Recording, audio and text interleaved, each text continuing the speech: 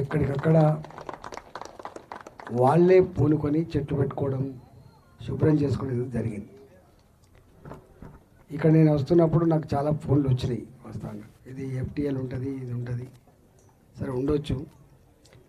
అంటే పట్టణాల అభివృద్ధి క్రమంలో చాలా మార్పులు ఉంటాయి. పల్లెల్లాగా ఉండేటువంటి ఆస్కారం లేదు. ఇది ఒక హైదరాబాద్ నగరానికి మాత్రమే పరిమితం కాదు. ప్రపంచంలో ఎక్కడ పట్టణాల అభివృద్ధి జరిగినా, అర్బనైజేషన్ చాలా ఫాస్ట్గా విస్తరించిన అనేక రకాల మార్పులు చోటు చేసుకుంటాయి. ఆ మార్పులని అర్థం చేసుకొని ఆ మార్పులకు అనుగుణంగా చట్టాలు చేసే బాధ్యత ప్రభుత్వాలపైన ఉంటుంది. కానీ దురదృష్టం ఏంటంటే దానికి అనుగుణంగా చట్టాలు చేసుకోలేకపోయినాం. అందుకే అనేక రకాల అనర్థాలకు దారితీస్తాను.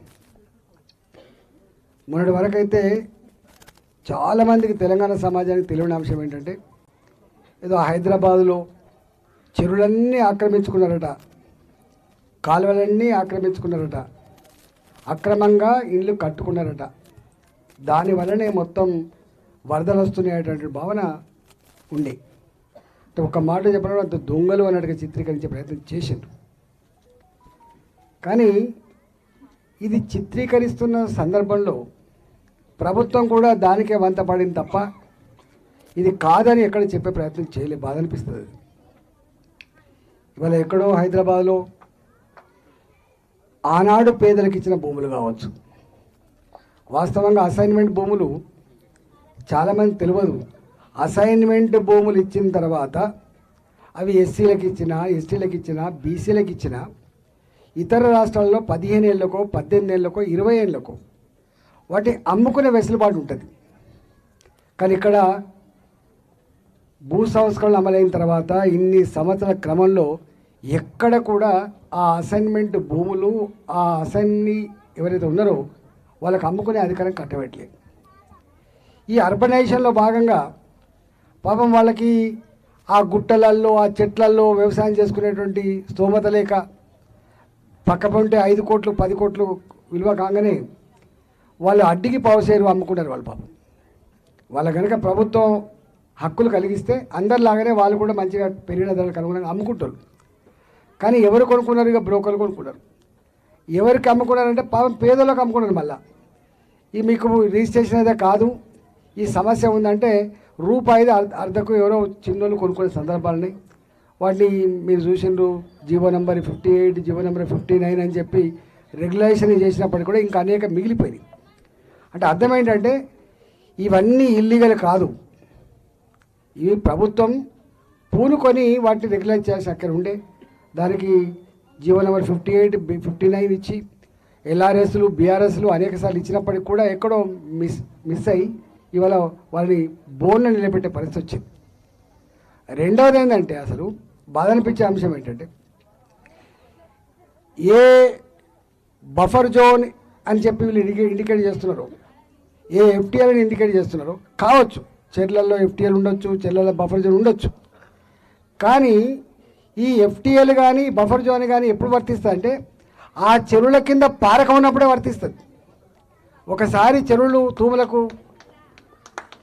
తూములకు నీకు మొత్తం సీసం కొట్టిన తర్వాత నీళ్ళు బయటకు వెళ్ళకుండా చేసిన తర్వాత దానికి ఎఫ్టీఎల్ బఫర్ జోన్లు వర్తించాలనేటువంటి భావన కూడా ఎవరు చెప్పే ప్రయత్నం చేయలేదు. ఇవాళ ఎక్కడ చూసినా మీరు చూడండి, ఎక్కడ చెరువుల కింద ఒక గుంటడు పారకం ఉందా మీరు చెప్పండి, ఎక్కడ ఉండదు. కానీ ప్రభుత్వం ఏం చేయాల్సి ఉండే, ఎప్పుడైతే ఈ చెరువులకు తూములకు నీళ్ళు వెళ్ళకుండా చేసిండ్రో ఈ మొత్తం ఎఫ్ఆర్ఎల్ పూల్ ట్యాంక్ లెవెల్ ఉన్నప్పుడు ఎంత భూమి అయితే మునుగుతుందో ప్రైవేట్ వాళ్ళందరూ కంపెన్సేషన్ తీసుకోవాల్సి ఉండే, లేకపోతే భూమి ఇవ్వాల్సి ఉండే. కానీ ఆ పని చేయలే. చేయకపోవడం వల్ల ఏమైంది, 5 కోట్లకు 10 కోట్లకు ఎకరం కాగానే టెంప్ట్ అయిపోతారు రైతు ఏం చేసిండు, రాత్రి మట్టి మంచిగా నింపుకున్నాడు నా భూమి అని చెప్పి దాన్ని ఆ ఎఫ్ఆర్ఎల్ నుంచి పైకి లేపుకున్నాడు. బాజప్తా పట్టా భూమి కాబట్టి బాజప్తా పర్మిషన్ కోసం పెట్టుకున్నాడు, లేఅవుట్ చేసిన అమ్మేసి మనం కొనుక్కున్నప్పుడు ఏం చూస్తాం మనం, ఇది పట్టా భూమి కాదని చూస్తాం ఒకటి. రెండవది ఇది రిజిస్ట్రేషన్ అవుతుంది కదా అని 2 చూస్తాం. మూడవది బ్యాంకులో వస్తా లేదని చూస్తాం, లీగల్గా చూస్తాం మనం. అన్నీ బాగానే ఉంటాయి. ఎందుకంటే 30 ఏళ్ళుగా 40 ఏళ్ళుగా వాళ్ళ పానీలు తీసినా వాళ్ళ లింక్ డాక్యుమెంట్ తీసినా కూడా ఇవన్నీ బాజాప్తా వాళ్ళ పట్టాభూములే కాబట్టి మనం కొనుక్కుంటాం. ఓ 30 ఏళ్ళ క్రితం 40 ఏళ్ళ క్రితం మనం కొనుక్కున్నాం. నేను 92లో అలవాళ్ళు ఉంటాను. నేను 92 నుంచి అలవాళ్ళు ఉండవు. నా పక్కపట ఒక కాలనీ ఉన్నది. ఆ కాలనీ నేను 92లో వస్తే నేను రాకముందు 20 ఏళ్ళ క్రితం ఏర్పడ్డ కాలనీ అది. అంటే 92 అంటే దాదాపు 72లో ఏర్పడ్డ కాలనీ అది. 72లో ఏర్పడ్డ కాలనీకి వచ్చి అన్ని ఇళ్లకు నోటీసులు ఇచ్చి చివరికి గుడికి కూడా నోటీసు అది అంటించిపోయింది. 72 ఎప్పుడు 2024 ఎప్పుడు గుడిని కూడా వదిలిపెట్టకుండా ఆ గుడికి కూడా నోటీసు అంటించిపోయింది. అంటే సిస్టమ్ ఎట్లా ఉంటుంది అనేది ఒకసారి చూడండి. దీని మీద ఎవరు మాట్లాడడానికి సాహసం చేయాలి. వాస్తవంగా అవి బాధ్యత పట్టభూములలో ఆ రైతు నేను ఇంతకుముందు చెప్పినట్టుగా మట్టి నింపుకొని దాన్ని ఎఫ్టీఎల్ నుంచి బయటపడేసుకొని అమ్ముకున్న భూములు కొనుక్కున్నాం. మనం 50 ఏళ్ళ క్రితం వచ్చేయాలా అనేది ఎఫ్టీఎల్ మీద కాదు కూలగొడతా అంటే ఎంత గిలగిల కొట్టుకోవాలి చెప్పండి. అసలు మనిషికి 2 ఆశయాలు ఉంటాయి. ఎప్పుడు ఒక మంచి నౌకరీ చేసుకోవాలి, లేదా ఒక మంచి బిజినెస్లో సెటిల్ కావాలి, నేను నా కుటుంబం మంచిగా సెటిల్ కావాలి, నాకు సొంత ఇల్లు ఉండాలని కోరుకుంటాను. ఎందుకంటే కిరాయి ఇళ్ళల్లో ఉన్నప్పుడు ఎంత దుఃఖం ఉంటుందో మేము కళ్ళాలు చూసినాం కాబట్టి.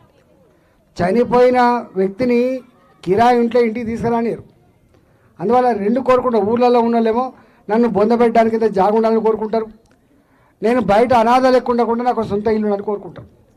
ఇవాళ ఆ సొంత ఇంటి కళ ఈ హైదరాబాద్లో ఎంత కష్టమో మనం చూస్తున్నాం. మనం ఆనాడు ఇక్కడ ఏదో 20 ఏళ్ళ క్రితమో 30 ఏళ్ళ క్రితం కొనుక్కుంటే మీకు 5,000 గజమో 3,000 గజమో రావచ్చు. కానీ ఇవాళ 50,000 రూపాయల గజమో 1,00,000 రూపాయల గజమో ఎంతో ఉంటుంది. అంటే ఆనాడు ఆ అగ్గోకంతా కొనుక్కున్నాం మనం. ఇవాళ ఏదో కాలనీ ఉండే ఏమడుగుతారు ఇప్పుడు మనం హైరైజ్ అపార్ట్మెంట్ వాళ్ళు కాలనీ వాళ్ళు మెడోస్ వాళ్ళు ఏమడుగుతున్నారు, మా సీనియర్ సిటిజన్లకి మా పిల్లలకి ఆడుకోవడానికి లేకపోతే ఇంత చిన్నగా ఫంక్షన్ చేసుకోవడానికి ఒక హాల్ కావాలని చెప్పి అడుగుతాను. మీరు ఇక్కడ అడుగుతున్నది ఏంది, ఒక హాలు. ఇది ఎవరికి అది వ్యక్తిగతమైన అవసరాల కోసం అడుగుతలేదు వీళ్ళు. ఇది ఈ కాలనీయే కాదు, రేపు చుట్టుపక్కల కాలనీ వాళ్ళకి కూడా ఈ హైరైజ్ మెడోస్కి పోతే మనకి ఇంత పెళ్లి చేసుకోవడానికో లేకపోతే బర్త్డే చేసుకోవడానికో ఒక హాల్ ఉంటుంది, లేకపోతే ఒక జిమ్ రూమ్ ఉంటుంది, ఇంకా ఉంటుంది అని చెప్పి అడుగుతున్నారు. దానికి ఎవరో కాంప్లైంట్ చేస్తూనే ఉంటారు. అయితే నేను చెరువులకు అనుకూలం. నేను చెరువులన్నీ గొప్పగా కలకలాడాలని కోరుకుంటా. కానీ ఇవాళ వాటర్ బాడీస్ పక్క ఉంటే గొప్ప అనుభూతి ఏదైతే అనుకుంటామో మనం, ఇవాళ వాటర్ బాడీస్ ఉన్న వాళ్ళకు గొప్ప అనుభూతి కాదు, కంపు వాసన ఉన్నది. ఇవాళ మొత్తం హైదరాబాద్ మీద చూడండి, ఏ ఒక్క చెరువు కూడా మంచినీళ్ళ చెరువులాగా కానీ, చేపలు పట్టుకునే చెరువులాగా కానీ, పిల్లలు ఈతలు కొట్టే చెరువులాగా ఉన్నాయా చెప్పండి? ఏ ఒక్క చెరువు కూడా హైదరాబాద్లో ఉన్నాయని చెప్తున్నా, ఒక్క చెరువు కూడా ఇలా ఈతలు కొట్టే చెరువు లేదు, చేపలు పట్టుకునే చెరువు లేదు. అన్నీ దుర్గంధపూరితంగా మారిపోయినాయి. నేను ఏమంటున్నా, ఇవాళ పోయినాయి, అయిపోయింది. కానీ ఉన్న వాటర్ బాడీస్ ఏవైతే ఉన్నాయో ఆ వాటర్ బాడీస్ అన్నీ కూడా మంచిగా చుట్టూ కట్టేసుకొని వాటికి మంచినీళ్ళ చెరువులుగా మార్చుకొని ఏ డ్రైనేజ్ నీళ్ళు అయితే ఇవాళ కలవకుండా బయటికి పంపించుకునే సిస్టమ్ పెట్టాలి తప్ప ఇలా మీరు ఎస్టీపీలతోటి ఇది అయ్యేది కాదు. వాస్తవం చెప్పాలంటే మనకు తెలంగాణ వచ్చినప్పుడు కొత్తగా మీకు బాగా గుర్తుంటుంది హుస్సేన్ సాగర్ చెరువు ఇట్లుంటుందా, కొబ్బరి నీళ్ళలాగా తయారు చేస్తా అని చెప్పింది. హుస్సేన్ సాగర్ చెరువు కొబ్బరి నీళ్ళలాగా తయారు చేస్తా, పిల్లల ఈతలు కొట్టుకోవడానికి మంచి గొప్ప అది చేస్తారు. అయిందా అది? అంటే అంత పెద్ద అనుభవం ఉన్న మాట అంటే మాట తప్పనని చెప్పినట్టు పెద్ద మనుషుల వల్లనే 10 ఏళ్ళలో కాలేదు. ఇవాళ ఈ పెద్ద మనుషులు ఈ షెర్లన్నీ బాగు చేస్తారంటే ఎవరు నమ్ముతారు, ఏం చేస్తారు? అందువల్ల నేను ఏమంటున్నా అంటే ఇవాళ ఇక్కడ ఈ చెరువు అవుతుందో సరే, ప్రజల అవసరాల కోసం ఇక్కడ నీళ్ళు వస్తలేవు కాబట్టి, చెరువు నిండుతలేదు కాబట్టి, చెరువు దుర్గంధపూరితంగా మారిపోయింది కాబట్టి, ఒక నిజంగానే కనుక ఇది ఎఫ్టీఎల్లో ఉండొచ్చు, లేదా ఇది బఫర్ జోన్లో ఉండొచ్చు. కానీ ఇది బాధ్యత ప్రజల భూమి, ఇది ప్రభుత్వపరమైన భూమి కాదు, గుర్తుపెట్టుకోండి. నేను నిన్న వచ్చి నారికి ఈ కాలనీ వాళ్ళు మీకు ఎంత ఉండే అంటే 5.5 ఎకరాలు ఉండే. మాకు 5.5 ఎకరాలు మొత్తం అమ్ముకున్నాము ఉన్నదా అంటే మొత్తం అమ్ముకున్నాం. మొత్తం అమ్ముకున్న తర్వాత మీకు హక్కు లేదు కదా. నేనంటే వాళ్ళు కోపంతో ఉన్నప్పుడు నేనన్నా అట్లా నడవదు. ఇప్పుడు కాగితాలల్లో ఎంత ఉంటుందో గంతే చెల్తుంది తప్ప, ఒక్కోసారి పొజిషన్లో తక్కువ ఉంటే నువ్వే బాధ్యత, ఎక్కువ ఉంటే